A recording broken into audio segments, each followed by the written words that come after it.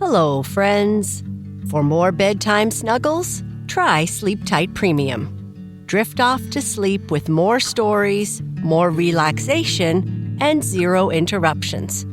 Our ad-free experience makes bedtime even more peaceful for the whole family. Subscribe to Sleep Tight Premium on Apple Podcasts or Supercast. Tap the link in our show notes to join today. Because when your kids sleep tight, you will too.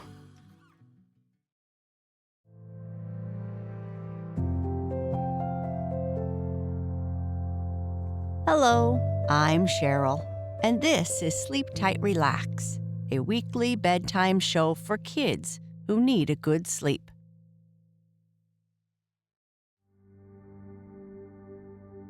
In tonight's story, we meet the smallest of 7 piglets who earns his unique name due to his loud and enthusiastic grunts. Despite his small size, Grunty has a big appetite and a determined spirit. As he navigates the challenges of getting enough food amidst his larger siblings, Grunty discovers a secret way out of the pen. His adventurous spirit leads him on a journey through Farmer Green's orchard, where he learns valuable lessons about determination and cleverness. Before we start our story about Grunty Pig, let's take a moment to relax and get cozy. Have you ever visited an apple orchard? An apple orchard is a special place where lots of apple trees grow. People plant and take care of these trees so they can pick delicious apples when they are ripe and ready to eat. Sometimes you can even visit them and pick your own apples to eat. Imagine you are in your own peaceful apple orchard. Close your eyes and take a deep breath in through your nose, filling your belly with air like Grunty's big appetite. Now, slowly breathe out through your mouth, letting all your worries float away like leaves in the wind. Imagine you're sniffing the sweet scent of apples in your orchard. Breathe in slowly for a count of 4. 1, 2, 3, 4. Hold your breath gently for a count of 2. 1, 2. Now breathe out slowly for a count of 6, as if you're gently blowing a breeze through the apple trees. 1, 2, 3, 4, 5, 6. You can repeat this process a few times if you'd like. As you continue, you will feel your body relaxing more with each breath. Remember, just like Grunty Pig finds comfort in the cool mud, you can find comfort in your breath. Now, let's continue with our story.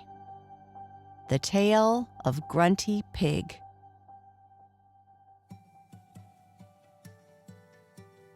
He was the smallest of 7 siblings. At first, his mother thought she would call him Runty. But she soon changed her mind about that, for she discovered that even if he was the runt of the family, he had the loudest grunt of all. So the good lady quickly slipped a G in front of the name Runty.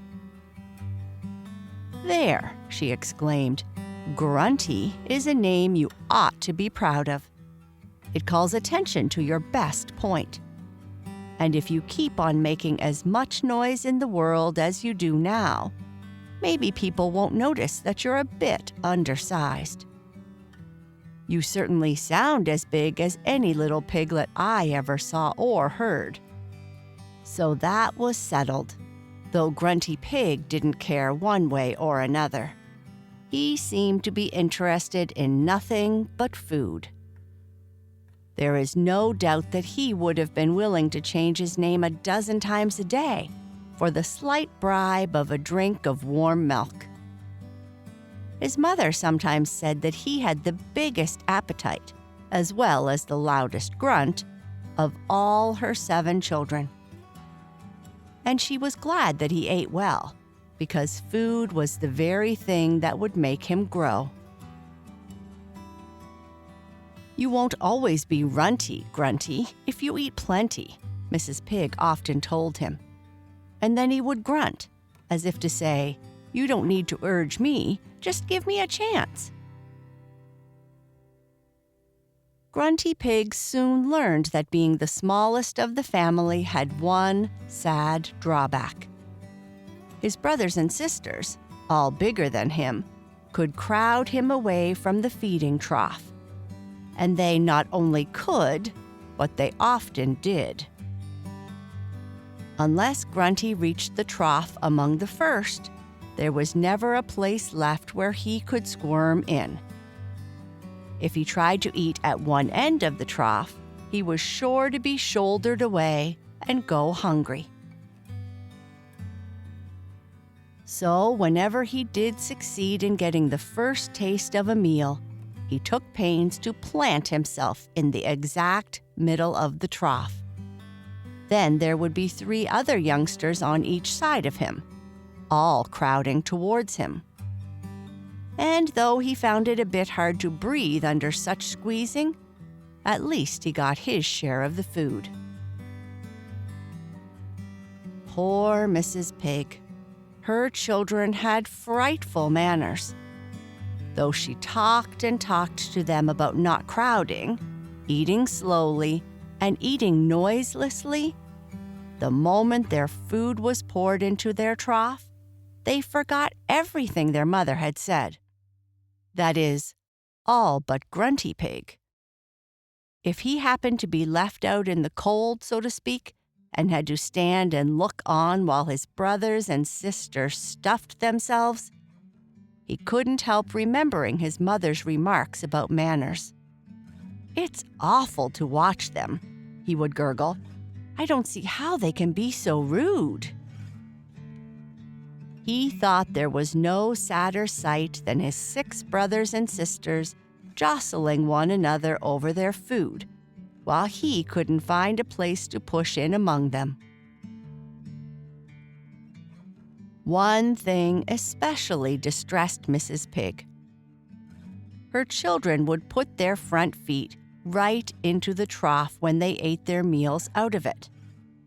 Nothing she said to them made the slightest difference. Even when she told them that they were little pigs, they didn't seem to care.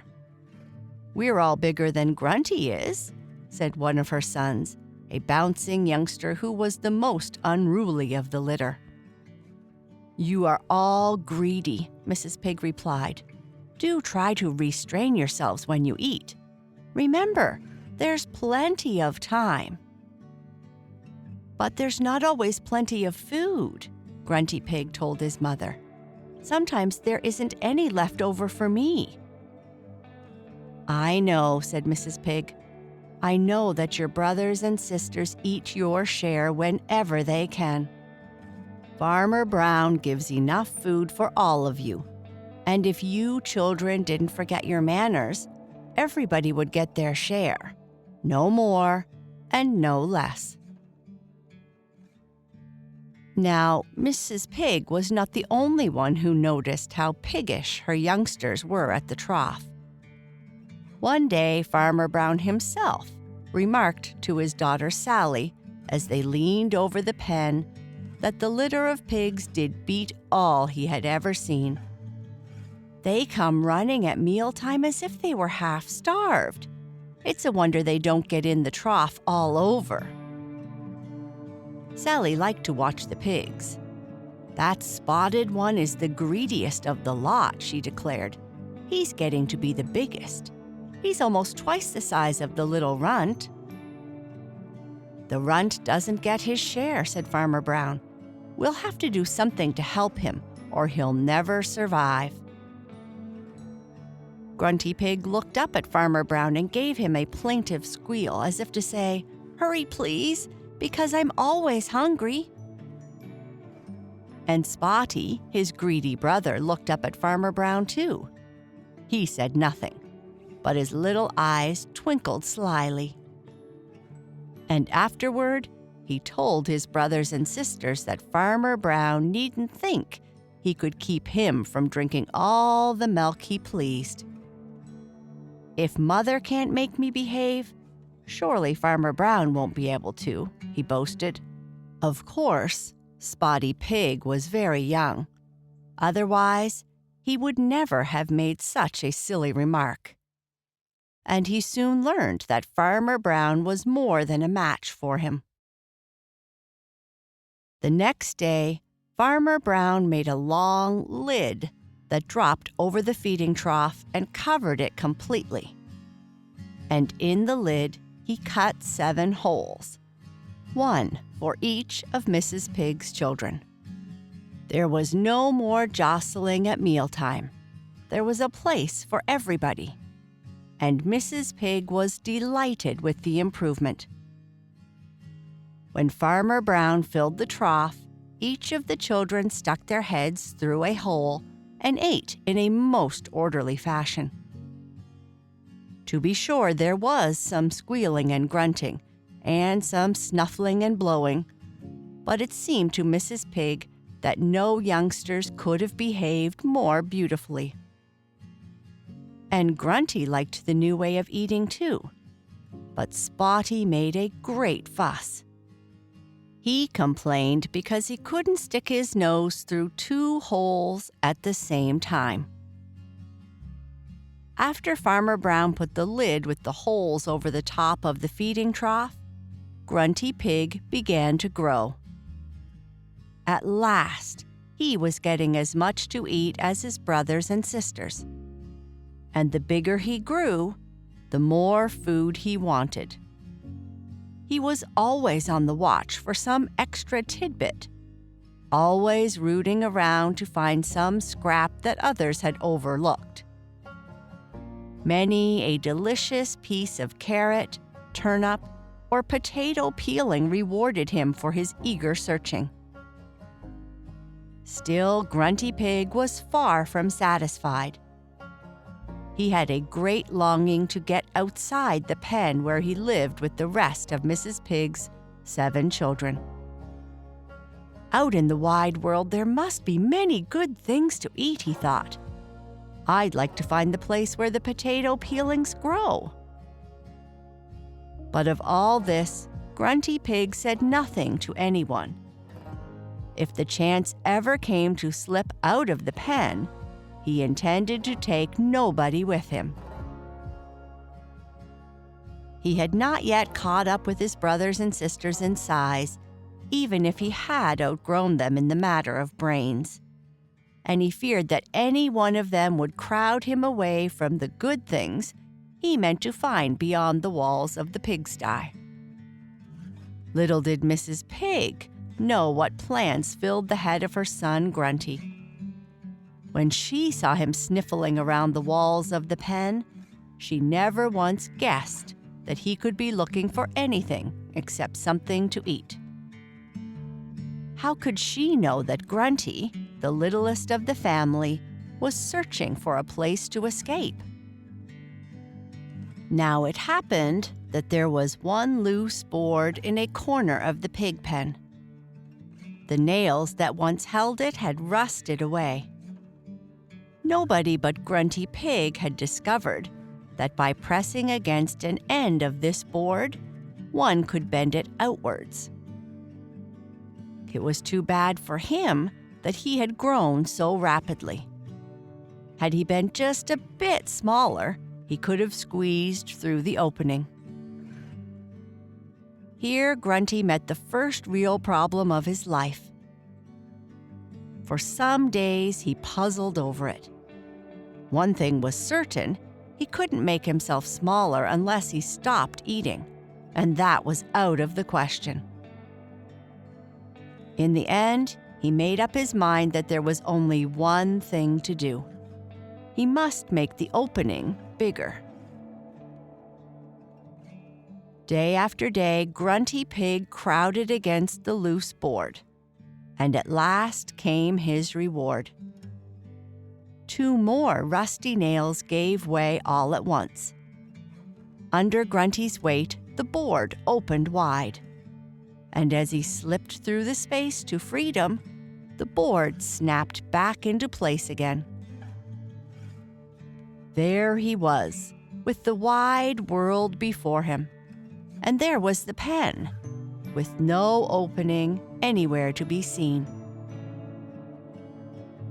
With a grunt of delight, Grunty Pig trotted out of the low building and found himself on the edge of Farmer Brown's orchard. He noticed that there was a fragrant smell of apples in the air. It was the first time Grunty Pig had ever been outside his pen, and since he didn't know how long it would be before Farmer Brown found him and took him back home, he decided that he had better make the most of his outing while it lasted. Hurrying into the orchard, Grunty ate heartily of the fruit that lay upon the ground. After he had eaten a few dozen apples, he began to lose his appetite for that sort of food. So he started to root beneath the trees. It was fun to dig. Besides, he found a good many tender roots that tickled his taste. They were different from anything he had ever eaten before. After a while, Grunty Pig learned something. He had always supposed that he could go on eating forever if he were only lucky enough to have his chance. But to his surprise, he found that there was a limit to the amount he could eat. He began to have a tight feeling around his waistband. At first, he dared hope it would go away. But the more he ate, the worse he felt. And at last, he gave a grunt of disappointment.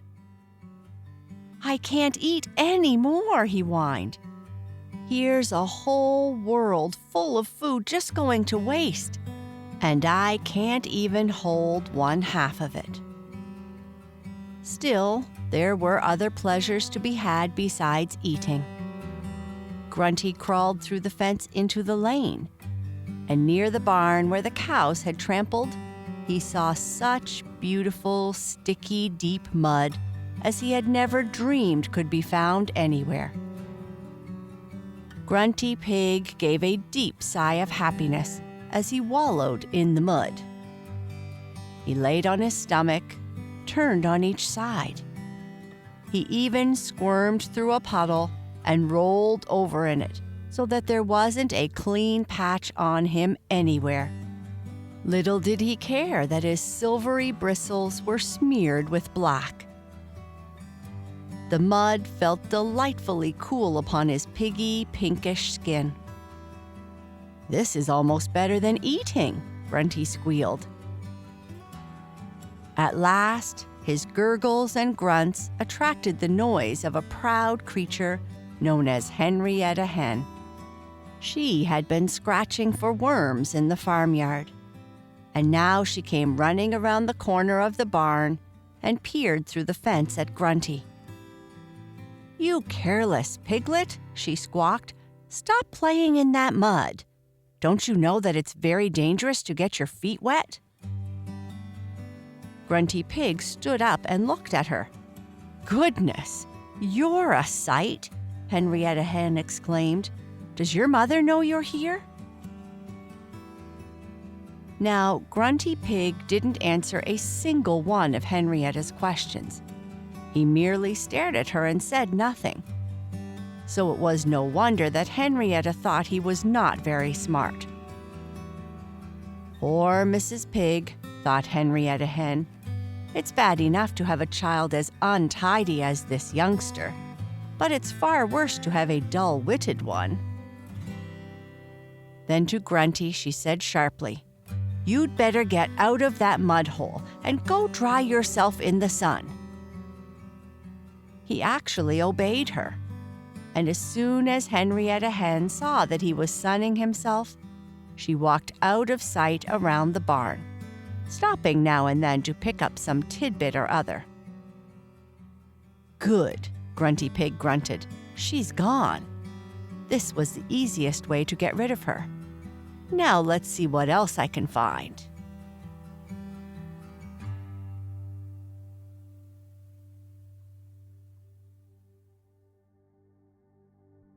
If you are still awake, I would like you to whisper to yourself or just say in your mind, "I am creative and can find solutions to my problems.